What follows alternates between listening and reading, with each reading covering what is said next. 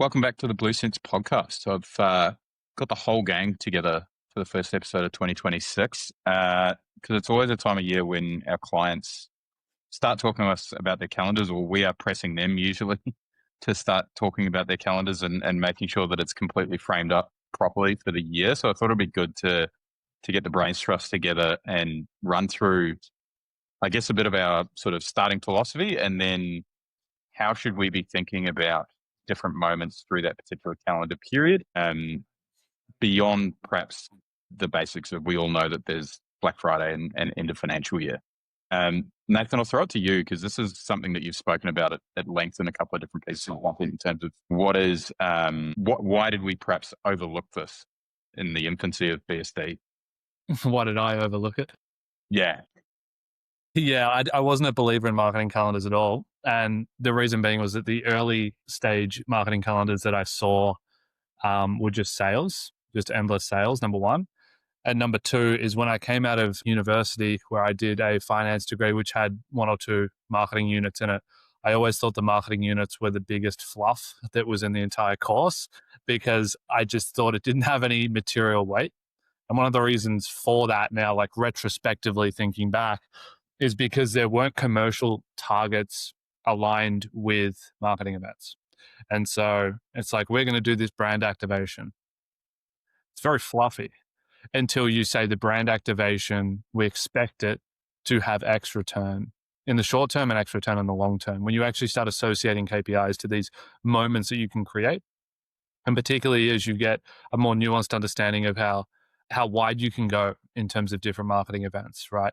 An offer isn't just a discount. There's literally a million things that you can do there, which is why we're recording a whole podcast about it. And I'm sure Gabby and Ibra will have a lot of good ideas. Yeah, I mean, I think the offer and discount synonym sort of, what do you want to call it? An error in thinking, I'd say, is really common, particularly like on the growth side of the business when we're talking to new brands, whereby it surfaces in a conversation with me, with a founder, in one of two ways. It's either a brand saying, my agency just always tells me I need to go on sale to hit a KPI. Or we've had brands where we've shown them something like the marketing calendar functionality that we've built into our tooling and said, no, I'm not interested in any of that. I've already told you I don't discount. And we sort of re-educate them. We love that. We spend a lot of time educating our brands to stop going on sale to drive a business outcome. So where do you think that thinking starts? And I'll throw this to anyone that has a thought there, like in terms of why do brands just index towards discount behavior when it comes to the calendar? Because it's easier, and it's the immediate thought would go immediately to running at 20% store wide. Because the misconception regarding offers is an offer is something that you see and increases your likelihood of converting, right? The thing is, we look at it as an offer is something that reduces the friction that a new customer might have when approaching your brand for the first time, right? So for a long time, this friction has been always price, which is price point. So I don't know, you are selling a product that costs $100.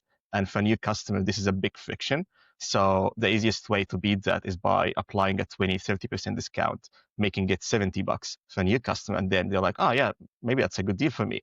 Now, if you start thinking about it from a different way, which is what are the frictions outside of the price point that a new customer might have? Take for an example, like a CPG brand, right? We are selling supplements. Now, this is something that I will be consuming on a daily basis or whatever, like depending on the product itself. And one of the main frictions would be, what if this doesn't work for me?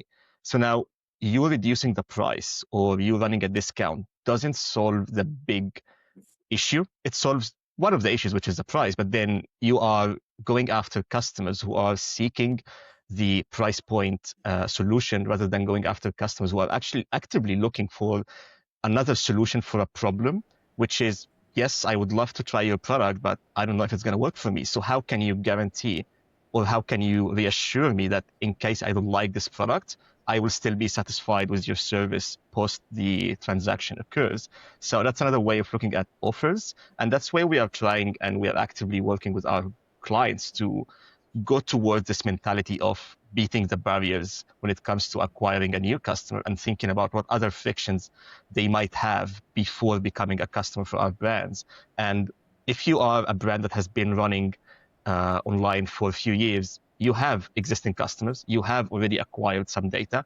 You should be leveraging these customers to understand what were their hesitations before buying from you. So you can run a survey, you can call up these customers, you can set up interviews with these customers. This is more of like startup style kind of approach where you would be calling your customers to understand what did they like about your service, what didn't they like about your service, and so on. But when it comes to e-commerce, it makes a massive difference to have your customers speak with you and just understand what were their doubts before buying from your brand. And based on that, you can put together an offer that is not really price related, but more so regarding their doubts and frictions before buying from you. And that's where we are trying to push harder this year. And we have been doing this last year as well. But like for this year, it's going to be really important because ad costs are going to keep on increasing. And if you keep just running discounts, you will not have enough margin to run your machine throughout the year. So yes, I think that's why like it's always been offer equals price, but actually it could be many other things depending on the case of your brand. I think to add to Ibra's point on friction, we see this within the creative realm as well. So obviously a strong offer can make your average creative perform significantly better. And when brands reach a month, especially younger brands, we see this pretty often where they feel it's critical that this is the month where things have to do well. It's kind of a make or break situation. And that's often where a lot of performance marketers and brands can fall into this negative cyclical pattern where you constantly feel like you have to go on sale because your average creatives are just not where they need to be. Maybe your CPCs are too high, maybe your CPMs are increasing, or your CPAs are just not at the target that you need for healthy margins. And that's often where a brand in an emergency, if they haven't created an effective marketing calendar, will say, okay, we have to go on promotion now. And that's totally normal. Like that will happen to brands every now and then. We've had cases where we do recommend that because that will bring the best possible outcome for that month. But if you are doing that in the long term and repeating that pattern over and over again, you're really going to see like it start to damage your brand because you're no longer bringing in new customers and intriguing people without some form of offer. And that is obviously that kind of like discount perception that a lot of brands then tend to get. So I think that obviously that's why building out an effective marketing calendar is extremely important so that you can kind of prepare those discounts in advance, but then also make sure you're bringing in effective other top of funnel content that doesn't have that to kind of outperform your average ads. Yeah, excellent. Nathan, just to go back on the comment around like the calendar being where we tie better alignment between financial moments or like financial plans and the actual moments that are going to create that plan. This wasn't in my original notes, but it came to me actually last night. I was looking at a resource from an unnamed one of the bigger groups in e-commerce coaching at the moment, which was their like planning tool for the year. And I'm curious. I'll download that and take a look at it. And it starts with a spreadsheet. The very first thing in which is dump in all your actual revenue for 25 and let's model, as a placeholder, a 50% growth on that number. And then you start building the calendar around that. But perhaps as a tease for a future conversation we'll have around our forecasting methodology and how we sort of get away from that approach. Is there a comment there on how that might generate a disconnect between the calendar and just a blanket, let's grow by X%? Yeah, definitely. I think that's one of the reasons why marketing calendars have grown on me and why we're now helping all clients build them out if they don't have them built out robustly, or at least start to assign expected values to moments throughout the calendar. Because when you end up in this position, right, where we onboard a brand doing $30 million a year, as an example, they want to go to 35, but they haven't grown in 4 years. And so the question becomes, how much of a material impact can better account structure, better data integrity, and better creative feedback loops create? Probably a bit if they weren't doing it amazingly. They must be doing it well enough if they got to 30 mil. Like that's the reality. So they're probably doing pretty good. Can we take it to excellent? Yeah. Is that going to get us to 35 mil? Maybe, but I don't have super high confidence in it. And so what guaranteed takes us to 35? What guaranteed takes us to 40? It's by figuring out the inputs that are generating revenue outputs within the business. And they're typically some kind of marketing moment, even if that is just in particular product drops that occur throughout the year that is generating revenue. We need to start looking at those inputs that are occurring. And you can almost like simplify marketing events just into inputs within the business and then start to measure against outcomes and then start to curate the marketing calendar in accordance with your actual revenue targets for the year. And so if you want to have a blanket 50% growth number, cool. But what is actually going to substantiate that revenue increase other than just like an arbitrary increase in media spend, which sure, like media spend is going to generate revenue increases, but probably with diminishing returns. I think that sort of branches into why we start talking about the different types of marketing moment and the importance of those. But I think the big question that a lot of brands start with certainly when they start asking on calls when they're saying, is this something that you guys actually have the facility to be able to help us with? Is seen a lot of actually I had another brand top of mind again is a $35 million online DSC brand that I was looking at a couple of years ago, and they were doing I think $10 or $12 million of that 35 on Black Friday weekend alone, which just means that like your entire business, like it's one thing to have an amazing Black Friday and it's a huge moment. It's the highest propensity spend moment of the year. It's in Australia now, despite it being a US holiday, but that's a huge like risk point in the business to have like a third of annual revenue predicated on a single trading weekend. So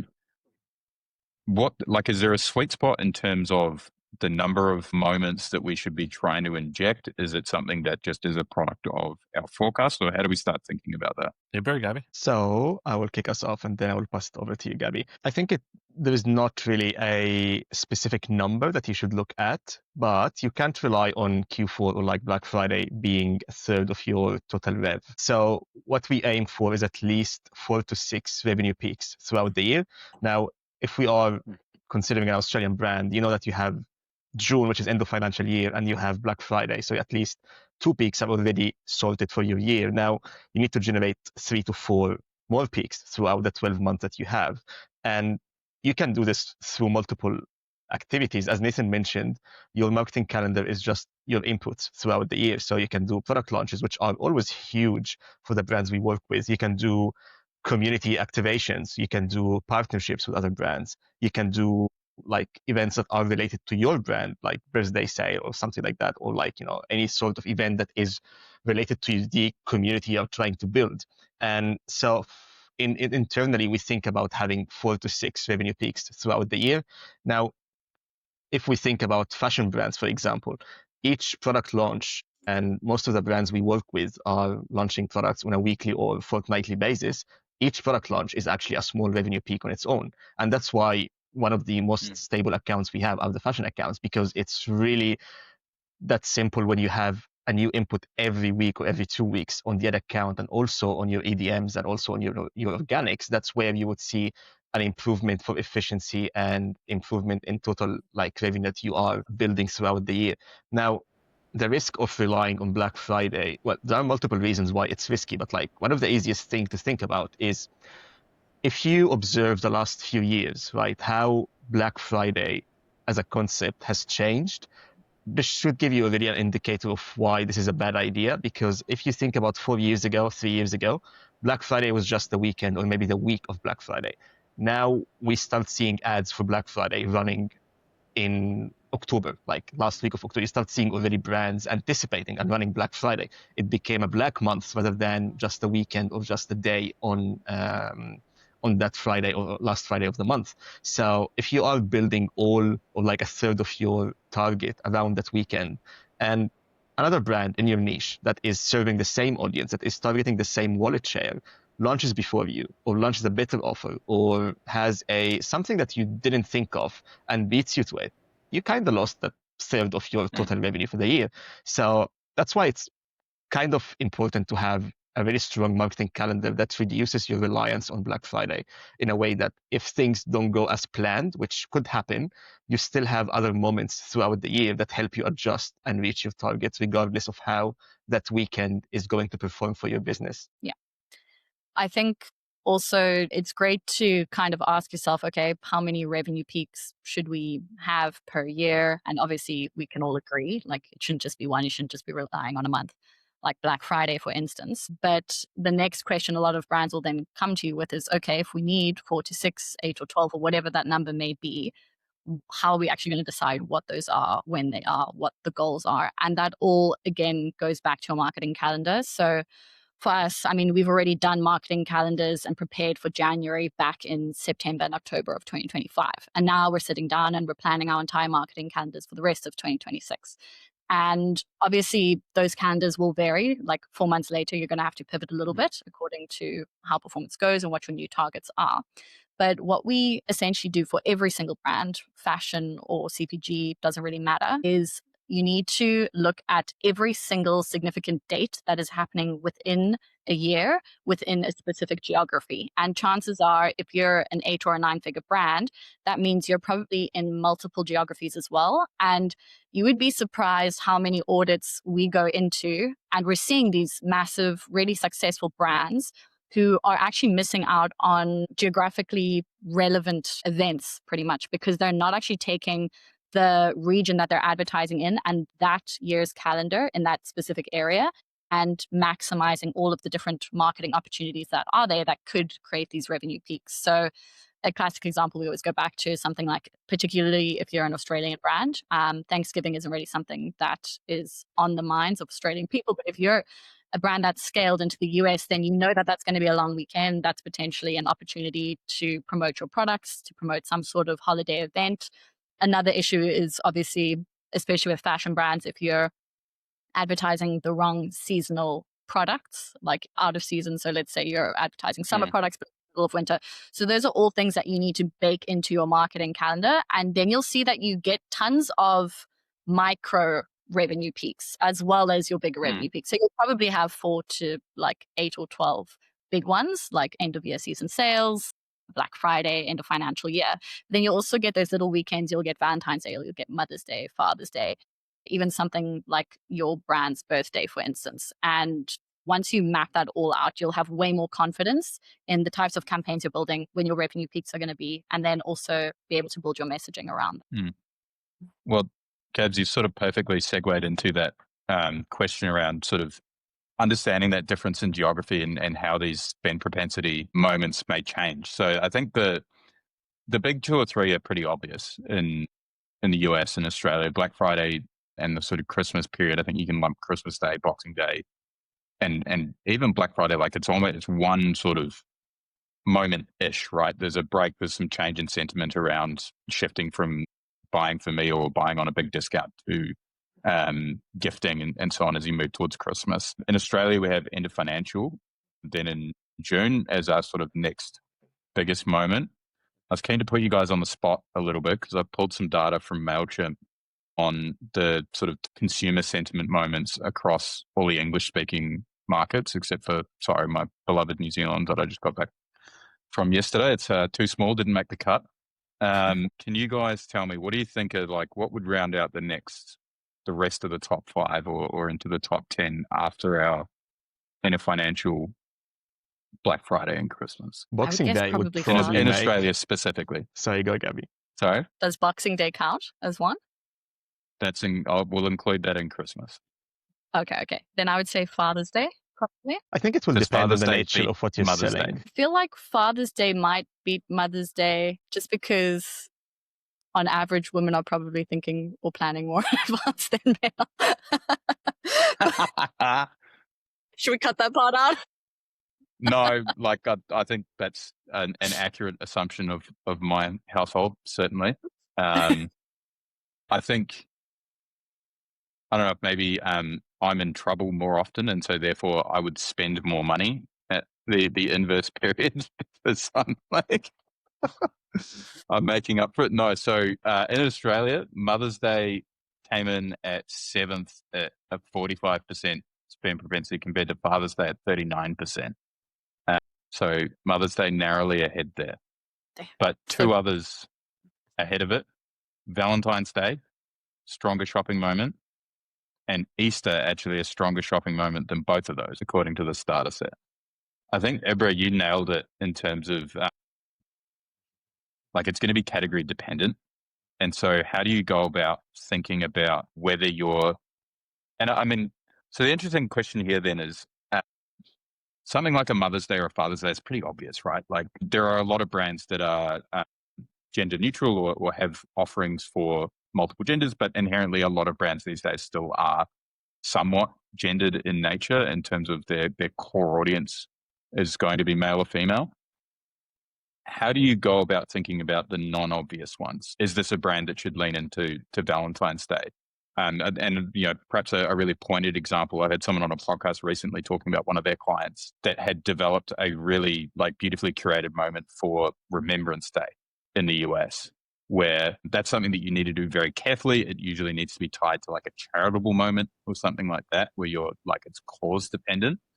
But how do you think about decision making in terms of whether you lean in or out in one of those non-obvious, potentially major tentpoles? I think the easiest way to kind of think of it is if you can't explain why your brand belongs in a cultural moment, just avoid it, stay out of it. There are so many to choose from in the calendar year. So choose the ones that make sense for your brand. Ibra? Well, if you can't build like a relevant message for this event that targets some sort of an audience that actually might end up buying your product, then in this case, it doesn't really make any sense. When it comes to understanding whether Father's Day should be more interesting for you than, I don't know, Valentine's Day, you need to start thinking like your prospects. So let's assume that we are selling a product that can be gifted to your significant other for an instance right here, right? Then Valentine's Day would make more sense for you than Father's Day, for example, because, okay, this might come across as a weird take, but I think, and to go against what Gabby said earlier, I think men are more like they lean more towards gifting to their significant others because we need to compensate for our lack of planning, as Scott was just mentioning right now. Like we don't really plan throughout the year. So when the moment comes and we have like Valentine's Day or Mother's Day, we are more into like, okay, we would like to compensate for like 12 months of not planning anything. So that's a good moment for us to buy something for them to, you know, just to show appreciation and whatnot from our side. So I think like this is kind of the questions you should be asking yourself when it comes to these events. And again, I know I'm going to repeat myself on this point, but best way is to survey your customers and just speak with your customers. If you have existing database, like it takes the guesswork out of the equation. When you have less guesswork in anything you're doing when it comes to marketing, you reduce the possibility of failure.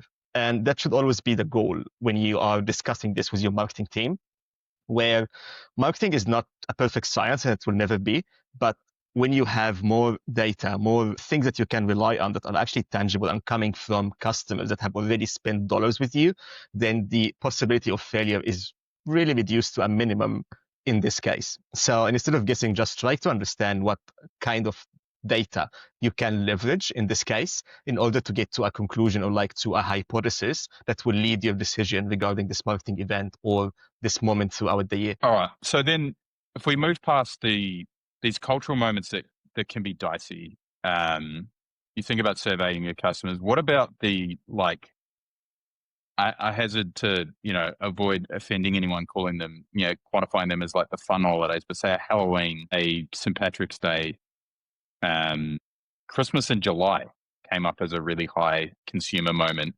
in Australia, which was interesting to me. It's something that I've occasionally, I think we've maybe had like a potluck dinner with some friends, but I don't know that it's ever been like a big deal. But I guess some of that comes back to like, how do you tie that into your branding and thinking about when there's an opportunity to develop something? I think there's a couple different ways. Obviously, one is just running something like a promotion and slapping a label on Christmas in July. But I think if you really want to take it to another level, again, if you can actually relate it to your brand somehow, one of the best ways would be something like bundling in Christmas and July, or finding packages or new product releases that you can then kind of link to it somehow. But again, I think it's just, you should avoid moments if you really can't make it relevant. But on the other hand, we see a lot of founders that are leaving money on the table because they're not taking advantage of those, or they're not finding a clever way to package. You know, like if you're selling 5 different products, you can easily put it into a bundle together and call it a Christmas and July special. So, and you don't even have to discount. It can just be like, this is a limited edition bundle. Get it at a slightly price. And if you bought all the products individually, and it's packaged nicely. So I think you just have to get creative and not get too comfortable with looking at your brand as static and there's only like one way of selling or offering your products. And then I think that sort of leaves then the more brand specific moments, right? And so, Ebra, you touched on this briefly earlier in terms of the reason that, or one of the reasons why fashion accounts can be so stable is the frequency of product release that can vary from, you know, a fast fashion brand that's dropping multiple SKUs every single week to a more seasonally curated brand that might have, you know, 3 or 4 major collections a year that are then spread out into a few drops. The inverse of that, right, is more product-driven brands that are selling not necessarily a consumable, but some form of item in their particular category. I met with a brand today that's big in the caravan category, as an example. How do you approach that, or like, is there something that maybe Nathan you could think about in terms of the importance of new product development beyond just, you know, the typical answer we get, particularly in like the baby category, for example? It's like, yeah, you know, we're releasing a new color. But that doesn't really lend itself to, we're actually going to drive repeat revenue into a business and acquire new, different customers into our business. I'm sort of thinking of this. Sean Frank had a tweet a few months ago that was like a little miner with a pickaxe in the middle of diamonds everywhere around him in every possible direction. He was like, this is you in ecom if you continue to develop new products. And I think it's so true, but it gets lost on a lot of people that's arguably maybe the highest leverage moment that you could inject into a calendar that like isn't giving away any margin and it's going to drive a lot more excitement. Yeah, well, you're not giving away margin, but you're giving away enormous amounts of cash to be able to support the product launch. To develop it, sure, yeah. Yeah, well, there's 2 different types of product launches. There's like an LTV upsell play, which is like a little $20 thing that you hope people add to cart and kind of enhances the experience of the primary product. And then there's launching products that can stand on their own. They're almost separate businesses. And the reason being is that if you hit a spend ceiling, and in Australia, that's pretty easy to do at about like $200,000-$300,000 a month. The only way to get past that spend ceiling is to find a whole other product that can also spend $300,000 a month. One of the issues with doing that, though, is that finding products that also have perfect market fit that you can take to 300K is pretty difficult to do. And so it's like the hardest skill, and hit rates are pretty low on product launches. Like you'll probably, maybe 30% of products will be as good as your primary and be able to actually hold spend. And so I think people do a couple product launches and they probably get discouraged at the fact that they didn't work, and they don't roll those learnings into the future. Or, as you said, they're focused on like color variants, which that kind of stuff can work if you are in, like, I can think of a underwear brand that we used to work with, right? That is completely reliant on design changes and don't have other products. But I would also argue that they're going to find it difficult to triple the business without going into another category. And so I think actually a very high leverage move for them would be to start testing tangential categories like swimming shorts or something like that. Is probably going to get it. Yeah, it's going to get them more volume than just continuing to spin colors. As I said in one of our videos, it's one of the first videos that goes out in the flow if you sign up for our newsletter, is like the highest leverage opportunity for an ecom founder is in product launches, for sure. But it's also a very expensive exercise if you get it wrong. And then the flip side of these sort of brand moment, like if new product is really, really hard, the brand moment that's easier, maybe I think that a lot of people overlook is like, speaking to a brand about it this morning, is like, does the brand have a birthday that they try and build into the calendar? Is there something about the founder that they try and build into the calendar? Is there any comment on that as sort of a underutilized opportunity? Yeah, Angus said in his presentation that we did here for Q1, which was really good. He said that there's a dip that occurs within typical marketing peaks between Jan and June, June being end of financial year in Australia. And one of the easiest ways to create a peak between them is that if you have a company birthday that lies in March, you run a company birthday sale. And it's obviously very congruent with the positioning of the brand because it's the brand's birthday. It's also perfectly placed in which you're coming out of the dip in Jan Feb. And so you can capitalize on rolling into higher demand. I think that's a really good idea. I also think it's just a really good idea to probably put product drops in Jan, Feb, March as well. Yeah, any comments? Yeah, I think I there's think the nice another thing about easy one. Go ahead, Gabby. I'm sorry. mine's short, I promise. Pretty much just highlighting also that brand birthdays are great because it creates another signal of trust. So on the one hand, yes, it is kind of just a sale and you're slapping the word birthday on it. But when you are around for, 5, 11, whatever years, and you can kind of highlight that anybody who's perhaps a bit of a top of funnel candidate is maybe a little bit doubtful on the trust of the brand, if they then can hear that and see how long you've been running for, it also subliminally creates that trust and kind of can also eliminate any like barriers, potentially stopping them from converting. Helps that there's also a sale. Over to you, bro. Thank you.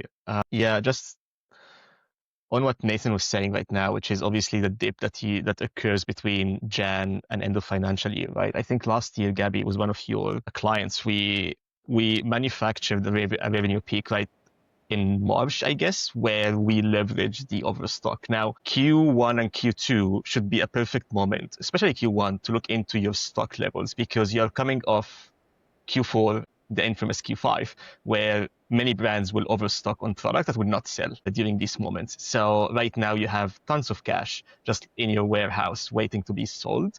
And sometimes these products are seasonal, so you need to sell them right now. And one of the great ways to just create another revenue peak is to try to run some sort of a great offer during this month, which is March or Feb, whatever that fits your brand based on the activities you plan for the year. And you turn this inventory into cash, so you can actually fuel the next quarter of marketing activities. And we have done this last year. It was again like one of your accounts, Gabby, and it was a great success. And it's something that we kept carrying on, like just shifting the products based on stock levels to optimize what we had in the warehouse. And I think it's an easy win for many brands. It's just something that usually is overlooked.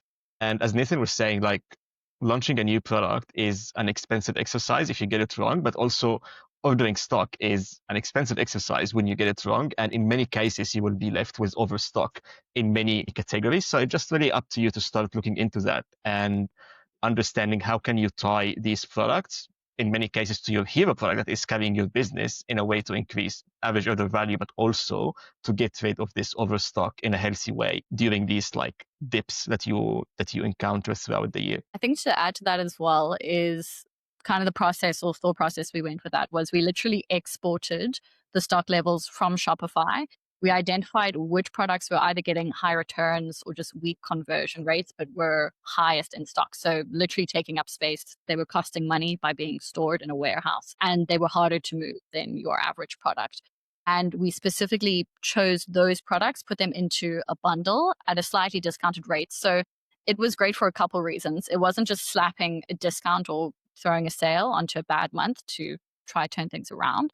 It was increasing AOV because people had to spend more to get the full bundle. It was also removing stock that wouldn't convert otherwise. And it was creating a sense of urgency as this kind of like limited time offer that helped improve conversion rates on products that otherwise weren't converting at all. So yeah, I think it's important to keep in mind, this isn't one of those instances where we say, oh, it's bad if you're constantly relying on sales. And then we're like, what should you do in Q1 and Q2? Sales. Like there's a little bit more depth as well. And that's where you have to get creative. But yeah, cool to see that, the limits like that are kind of endless for a brand. As long as you've got more than like 3 or 5 products, then there's a lot of, exponential opportunity there. Yeah. I'll add one thing here, which is something I've been thinking about a lot recently is this concept of white space, which is that when you launch a e-com business or any business really, if you want rapid growth, you want to be going into a saturated market, but finding the white space, the area in which isn't currently being capitalized on. And so that might be positioning a product to a different gender that before hasn't been marketed to, a specific target demographic. It might be through a creative medium that no one else is doing. Like maybe the opportunity is no one advertises on YouTube and you manage to crack YouTube. And so you find the white space within a particular industry or niche. This kind of exists as well with marketing moments and events. It's kind of finding what aren't people doing in your industry and like zigging when people zag, but then on the counter also kind of copying people.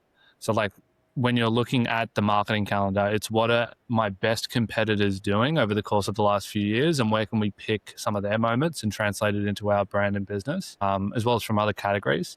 But then also what is no one doing that potentially there's opportunity to jump into? Like maybe in your particular industry, let's say like you're a dentist or something, probably not a lot of people are doing partnership ads with influencers. Maybe that's an opportunity of white space that exists in which you can jump into and start capitalizing on marketing moments there that you've pulled from other industries, but people aren't using it in yours. So I think that's like an interesting way to think through internally, particularly if you have a 4 or 5 man team that can start to workshop these things.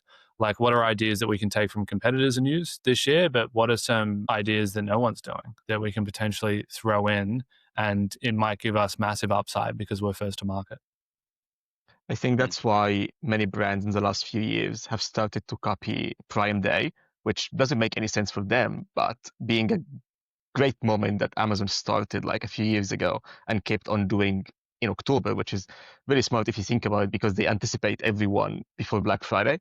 And right now you would see like many brands actually copying that in their own niche because it's a moment where not everyone is running anything at all. And, it's also a good way to acquire wallet share before you hit the busy season with high CPMs and high competition. So I think this goes perfectly with what you just explained right there, Nathan. For sure. I think that you both touched on, Ibra and Gabby, like something that'll sort of dovetail into a future conversation around, as I said, around forecast methodology and how this calendar ties into that. In terms of it's really critical to understand that health of your balance sheet versus just purely making decisions at a P&L level and how they're going to layer into the calendar. So we've been through our major moment types. We've talked about sort of why this is such an important function that we're focusing on in the business right now. If there's one thing, I'm a 7-figure operator. I'm not quite ready for a Blue Sense Digital to come in and work full time yet. If there's one thing I need to take away from today and think about, one from each year that I need to think about fixing in my calendar or that I've been overlooking, what would you say it is? I think my one piece of advice would be look at each of your months in correlation with your P&L and your back end profits. Take the learnings from the months that are doing well, do that again this year and see if there's any additional exploitable moments. And then particularly look at the months where you weren't happy with performance. What did you do? What could you do differently? And what are you actively preparing so that you don't fall into that same pattern again? You can't just accept, this is a bad month. Are you going to do a product launch? Are you going to do some kind of promotion or bundle or limited edition? And you need to know that in advance. So actually sit down, look at each month individually, and then map out your plan from there. I'll give 2 dot points, which is number 1, don't discount more than 3 times a year because once you hop onto discounting, hamster wheel you can't get off. And then number 2 is look to build community in the way that you're weaving in marketing events and moments. Sweet. Well, guys, you nailed it. So I think just last takeaway from this would be building a great marketing calendar will help you rely less on paid media, thus improving your efficiency overall through the year. And that's why it's really crucial for you to start planning. Well, it's kind of too late right now to start, but like try to get on the planning wheels right now to make sure that you are not relying on your paid media to save your business throughout the year. That would be like the last takeaway from this conversation. Good. I thought you, for a moment there, I thought you were about to dovetail into fire agency, Ibra. Don't rely on paid media. No. All right. Thank you so much, guys. Gabby, creative strategist, Ibra, lead strategist, and Nathan, head of product and co-founder. Thanks for joining me and taking us through the calendar. Keen to get this out. Thank you. Thanks, Scott.